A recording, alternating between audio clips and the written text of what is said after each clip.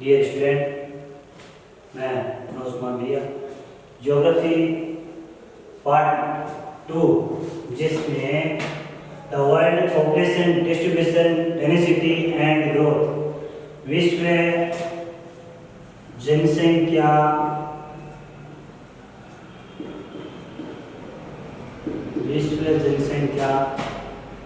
वितरण घनत्व एवं वृद्धि।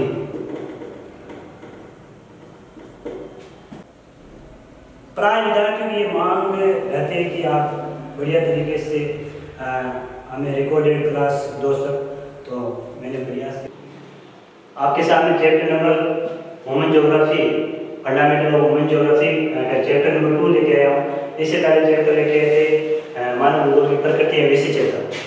ये चैप्टर है विश्व जनसंख्या वितरण घनत्व और वृद्धि, the world population distribution density and growth.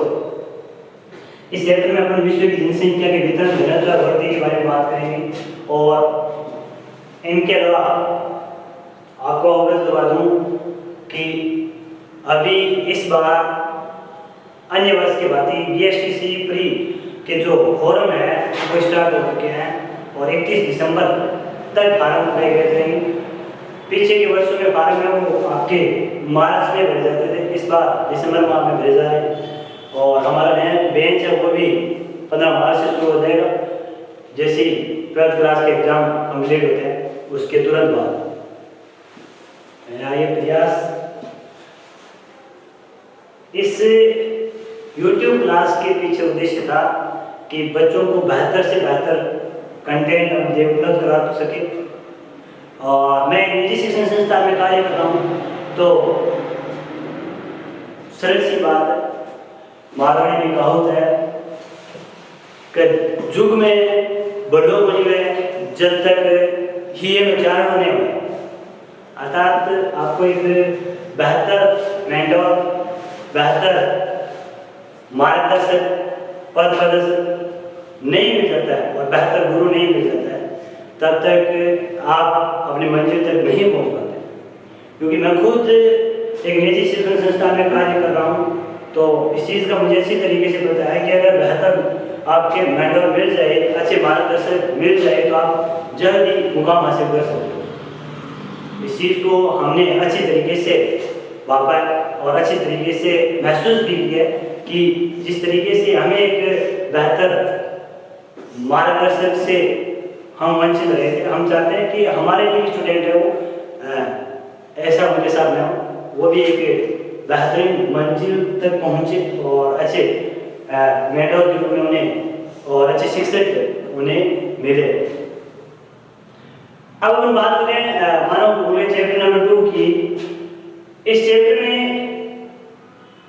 कुछ एक परिभाषाएं पढ़ेंगे, एक थॉमस या जो मार्कस का सिद्धांत पढ़ेंगे और वर्ल्ड पॉपुलेशन के बारे में भी कुछ एक बातें पढ़ेंगे। पहला परिचय, विश्व जनसंख्या वितरण घनत्व और वृद्धि की बात करते हैं, परिचय की बात करते हैं। तो विश्व जनसंख्या की ये सरल सी बात है, उन क्षेत्रों में जनसंख्या ज्यादा निवास करेगी जहां भौगोलिक जलवायु हुआ करती या मनुष्य की मूलभूत आवश्यकताएं आसानी से पूर्ण होती है, वहां लोग अधिकतर हमें देखने को मिलेंगे। इसीलिए देख लो ऑस्ट्रेलिया में, नॉर्थ पोल में, साउथ पोल में और ग्रीनलैंड वगैरह, इन क्षेत्रों में जनसंख्या बिल्कुल ही न के बराबर है। विश्व की अधिकतर जनसंख्या टॉप 10 देश है वो अधिकतर एशिया में देखने मिल रहे हैं और सबसे ज्यादा जनसंख्या एशिया में। संपूर्ण पृथ्वी की जनसंख्या से संबंधित बात कही गई है कि पृथ्वी के 51 करोड़ क्षेत्रफल में से मात्र 10% क्षेत्र पर 90% जनसंख्या निवास करती है और 90% क्षेत्र पर आपके मात्र 10% पॉपुलेशन निवास करती है। विश्व के 90% क्षेत्र पर मात्र 10% जनसंख्या और 10% पर 90% जनसंख्या निवास करती है। जनसंख्या का वितरण है। अपन जनसंख्या वितरण की बात करें तो जनसंख्या वितरण की परिभाषा, जनसंख्या वितरण से संबंधित इस चैप्टर में क्लास 12 के लेवल तक ही मैं बातें करूंगा। कंपटीशन लेवल की बातें बिल्कुल ही नया के बराबर होगी, क्योंकि इन क्लासों के पीछे मूल उद्देश्य यही था कि 12th के बच्चों को बेहतर तरीके से हम ज्योग्राफी की क्लास से उपलब्ध करा सकें। तो इनका पहला मूल उद्देश्य हमारा 12th तक है। तो उस हिसाब से हम बात करें इस चैप्टर में जनसंख्या वितरण से संबंधित कुछ परिभाषाएं हैं, जिनमें पहली परिभाषा है रादरफोर्ड वाल्डो इमर्सन। ये विद्वान है, इस विद्वान ने जनसंख्या से संबंधित एक बात कही है कि कोई देश सोने से या स्वर्ण से मजबूत नहीं होता है, बल्कि कोई देश मजबूत होता है उस देश की स्त्री और पुरुषों से। कहने का मतलब रादरफोर्ड वाल्डो इमर्सन के कहने का मतलब है कोई देश मजबूत होता है उस देश की जनसंख्या से, स्त्री या पुरुषों से। सोने और चांदी कीमती धातु से कोई देश से मजबूत नहीं होता। इस परिभाषा का सबूत है रादरफोर्ड वाल्डो इमर्सन। रादरफोर्ड वाल्डो इमर्सन सरल याद करने का सरल सी बात है। रादरफ स्वर्ण, रादरफ नाम आपको अजीब लग रहा है, स्वर्ण मतलब सोना। कोई देश सोने से मजबूत नहीं होता, बल्कि मजबूत होता है उस देश की जनसंख्या से, स्त्री या पुरुषों से। जनसंख्या वितरण से संबंधित एक परिभाषा ये दी है। दूसरी परिभाषा है जोडफ्री क्रेसी, जिन्होंने एशिया महाद्वीप से संबंधित एक परिभाषा दी है जनसंख्या विषय, डेफिनेशन ऑफ पॉपुलेशन, जनसंख्या से संबंधित परिभाषा दी है जोडफ्री क्रेसी। जोडफ्री क्रेसी का ये कहना है कि आपके जो एशिया की जनसंख्या है, इसमें कम स्थानों पर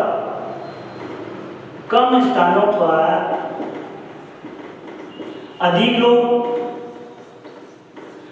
व अधिक स्थानों पर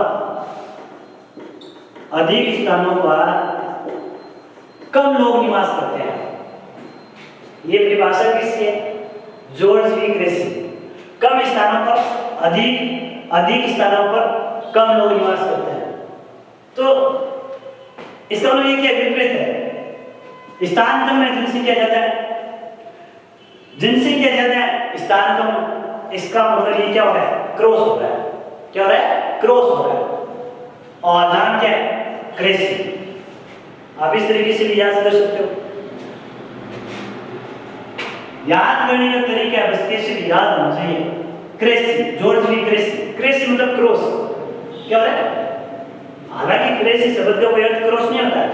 याद करने का तरीका है कि कम स्थान पर अधिक स्थान पर कम। इसका मतलब क्या हो रहा है? क्रॉस हो रहा है, विपरीत हो रहा है। क्रॉस क्रेसी, क्रॉस क्रेसी, इस तरीके से भी याद कर सकते हैं। दो परिभाषा होगी।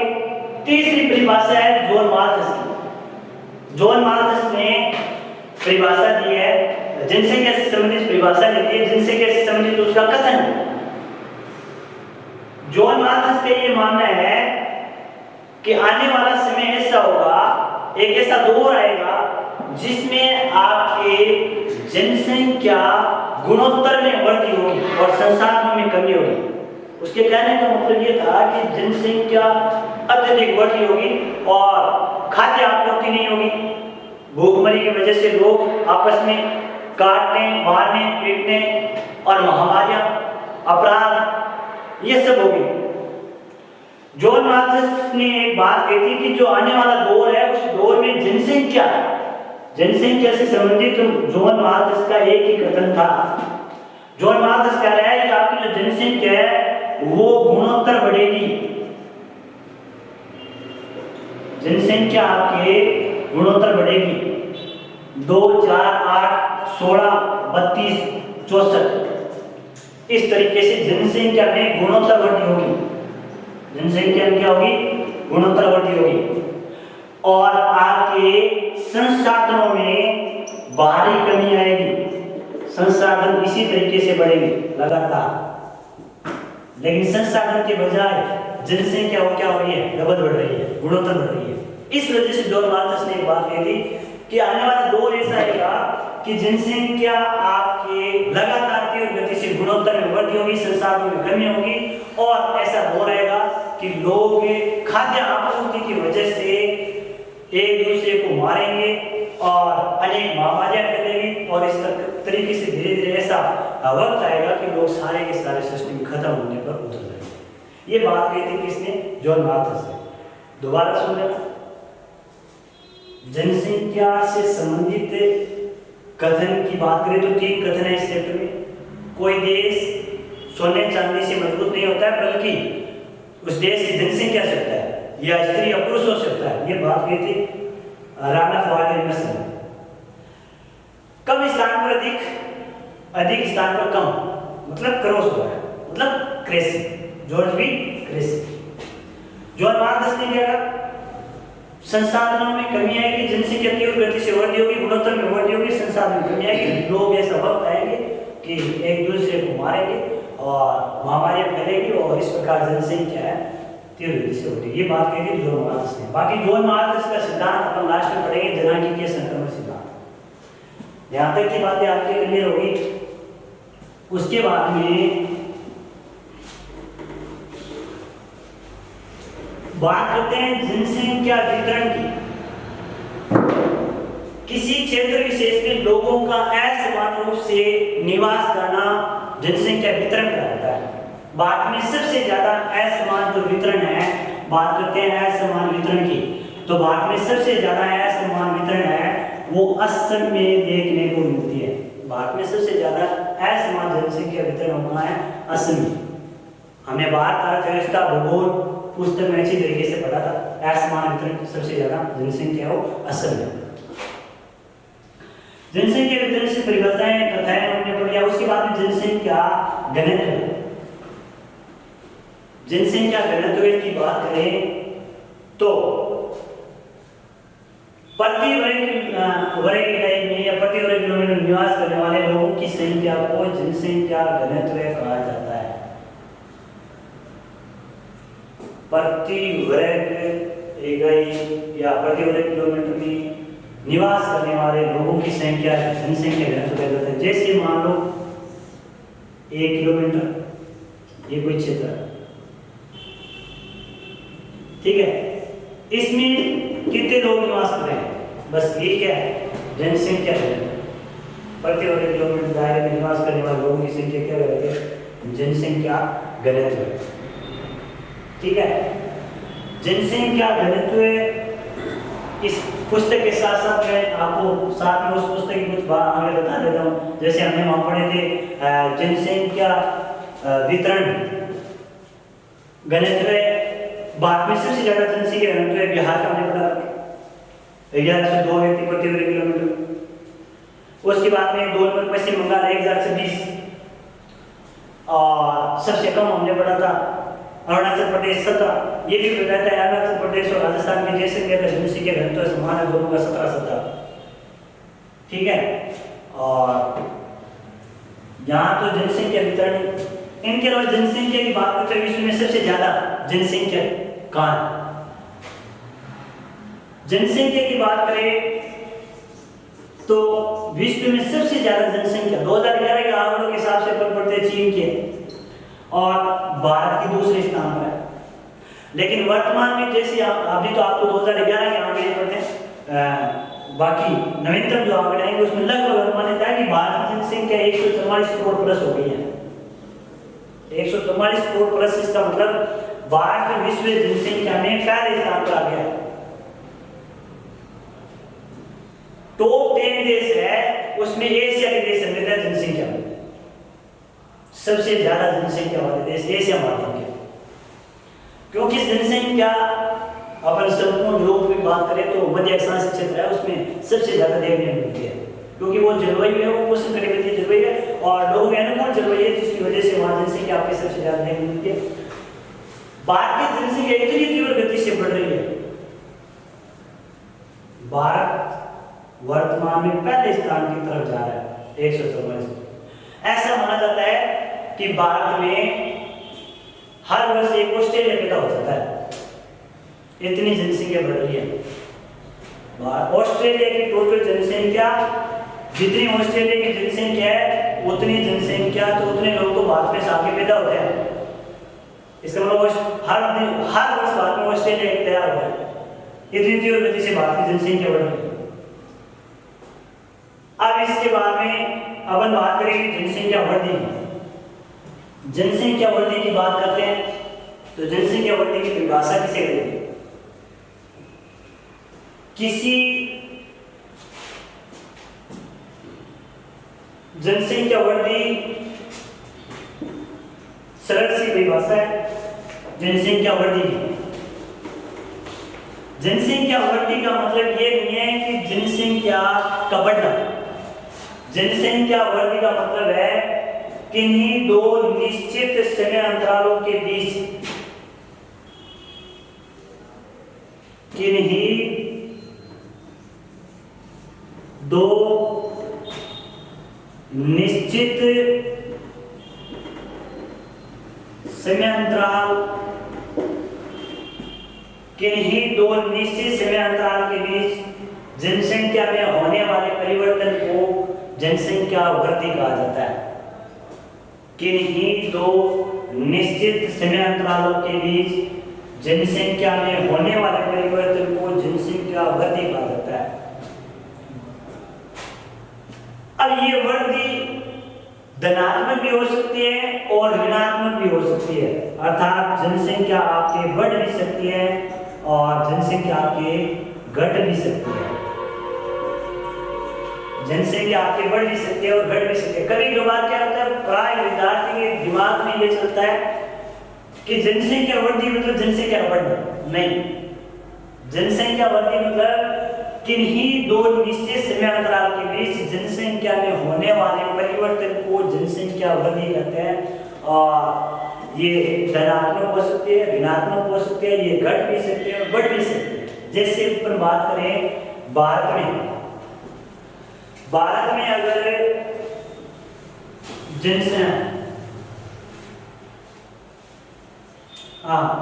भारत में बात करें ऋणात्मक की, 1911 के दशक में भारत की 1911 से 21 के बीच में भारत की जनसंख्या ऋणात्मक रही थी। 1911 से 21 के बीच में भारत की जनसंख्या क्या रही थी?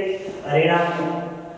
इनके अलावा 1951 से लेकर 1981 के बीच में भारत की जनसंख्या विस्फोटक काल मानी जाती है। भारत की सबसे ज्यादा जनसंख्या होनी हुई थी 1951 से 81 विस्फोटक काल।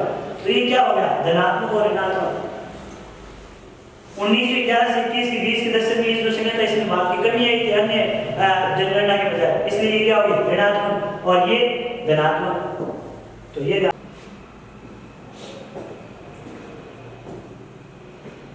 जनसंख्या वृद्धि दो निश्चित समय अंतराल के बीच में होने वाले जनसंख्या परिवर्तन को जनसंख्या वृद्धि कहते हैं। ये धनात्मक हो सकता है और ये ऋणात्मक भी हो सकता है। उसके बाद में एक बात, जनसंख्या घनत्व, ये हमने पढ़ लिया प्रति वर्ग किलोमीटर दायरे में निवास करने वाले लोगों की संख्या को जनसंख्या घनत्व कहते हैं। जनसंख्या घनत्व ज्ञात करने के सूत्र की बात करें तो जनसंख्या घनत्व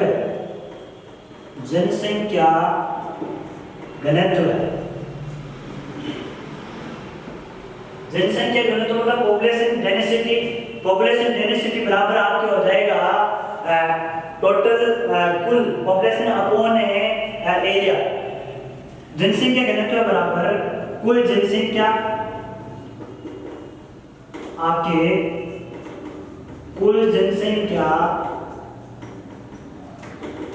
अपॉन कुल क्षेत्रफल, इनका भाग करेंगे तो क्या ज्ञात हो जाएगा? जनसंख्या घनत्व। जैसे बात की जनसंख्या घनत्व आपको याद करना है तो 2011 के जनगणना के अनुसार 121 करोड़ जनसंख्या और भारत का 32,87,263 जो क्षेत्रफल है उसका भाग लगाएंगे तो भारत का जनसंख्या घनत्व याद हो जाएगा 382 से भारत का जनसंख्या घनत्व वर्तमान में। तो सिर्फ सी बात, जनसंख्या घनत्व का सूत्र कुल जनसंख्या में कुल क्षेत्रफल का भाग हो जाएगा। जनसंख्या वृद्धि की बात करें, अब बात करते हैं जनसंख्या वृद्धि के घटक। यहाँ बच्चों की सबसे बड़ी समस्या होती है जनसंख्या वृद्धि से संबंधित बात करें, दो तरह के क्वेश्चन आते हैं। अगर क्वेश्चन आते हैं कि जनसंख्या वृद्धि के घटक कौन से हैं। ध्यान रखना, जनसंख्या वृद्धि के घटक और जनसंख्या परिवर्तन के घटक। जनसंख्या परिवर्तन के घटक। अगर क्वेश्चन जनसंख्या वृद्धि के घटक पूछ रहे हैं तो जनसंख्या वृद्धि के दो घटक होते हैं, प्राकृतिक और अभिप्रेरित। प्राकृतिक व अभिप्रेरित। और अगर क्वेश्चन आता है जनसंख्या परिवर्तन के घटक, जनसंख्या परिवर्तन के घटक, परिवर्तन के तीन घटक है आपके जन्म दर, मृत्यु दर और प्रवास। ये जनसंख्या परिवर्तन के घटक है, जन्म दर, मृत्यु दर, प्रवास। जनसंख्या वृद्धि के प्राकृतिक और अभिप्रेरित। प्राकृतिक कौन सकते हैं? ऐसे कारक जिसकी प्रकृति, ऐसे कारक जिनकी वजह से लोगों की जनसंख्या परिवर्तन हो रहा है। अगर कोई प्राकृतिक आपदा, भूकंप, बाढ़, बहुत सारे प्राकृतिक कारण जिनकी वजह से किसी क्षेत्र से दूसरे क्षेत्र की जनसंख्या बढ़ जाती है, किसी क्षेत्र की घट जाती है, वो क्या होगी? प्राकृतिक। अभिप्रेरित, जब लोगों को जनसंख्या कोई क्षेत्र विशेष लोगों को अपनी तरफ अट्रैक्टिव करते हैं। अट्रैक्टिव मतलब वो क्षेत्र लोगों को रोजगार देता है, मूलभूत आवश्यकता की पूर्ति करता है।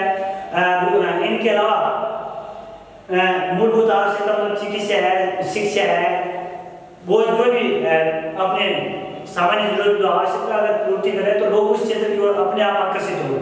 तो ये उस क्षेत्र की जनसंख्या को बढ़ा रही है। तो अगर क्वेश्चन जनसंख्या वृद्धि के घटक पूछे तो प्राकृतिक और अभिप्रेरित। जनसंख्या वृद्धि के घटक पूछे तो प्राकृतिक और अभिप्रेरित। अगर जनसंख्या परिवर्तन के घटक पूछे हैं तो 2, 3 जन्म दर, मृत्यु दर, प्रवास। ये जनसंख्या परिवर्तन के घटक हैं, इनकी वजह से जनसंख्या परिवर्तन होता है।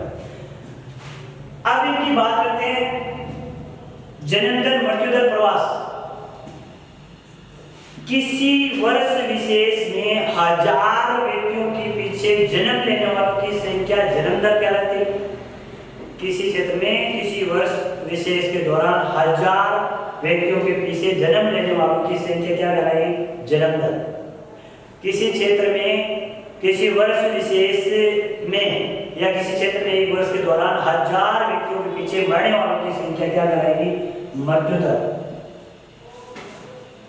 प्रवास, लोगों का एक स्थान से दूसरे स्थान आना जाना क्या करेगा? प्रवास करेगा। लोगों को एक स्थान से दूसरे स्थान आना जाना क्या करेगा? प्रवास। प्रवास के 2 प्रकार होते हैं, एक उत्प्रवास, एक आप्रवास। जब कोई व्यक्ति किसी स्थान को छोड़कर नए स्थान पर जा रहे हैं, इसका मतलब वो क्या है? आप्रवास। प्रवास के कितने प्रकार हैं? 2, एक उत्प्रवास